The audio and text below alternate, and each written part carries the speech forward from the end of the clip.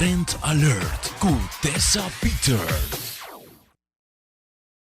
Mientras que você está ganhando e acaba toda a inspiração necessária para malcriar bom mês, você começa a pensar também como malcriar bom mama.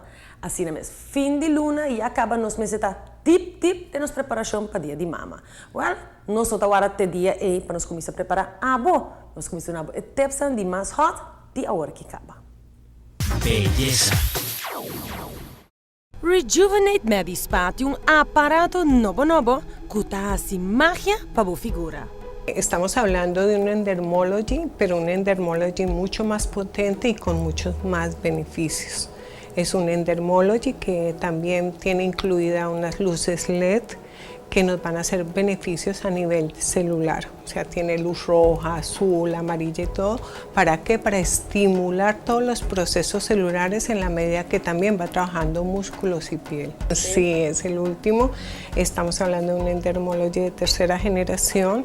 Es un endermology más específico donde viene programas específicos para celulitis, para reafirmar, para drenaje linfático, para hacer también drenaje linfático en la cara o para reafirmar. Este sirve más para cuerpo y para la cara también. Endermología es el tratamiento más popular y por buen motivo.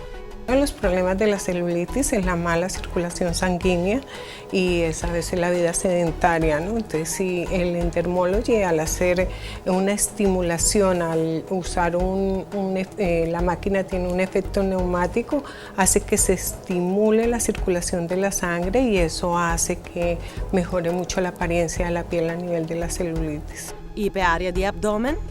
Te moldea porque, como te digo, al tener unos rodillos hace que traslademos la grasa hacia lugares de desagüe del cuerpo, entonces eso va a hacer que tu cuerpo te quede con más forma, una forma más bonita. Eso sí. Además, el beneficio esto es súper relajante, cual te hace un buen regalo para día de mama también.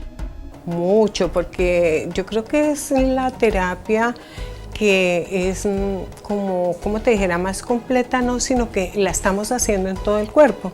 Al estar hablando de que hacemos un drenaje linfático, pues estamos haciéndola en todo el cuerpo, entonces estamos trabajando zonas para celulitis, reafirmar, moldear, pero también estamos trabajando zonas de drenaje y eso hace que el cuerpo se relaje y descanse bastante.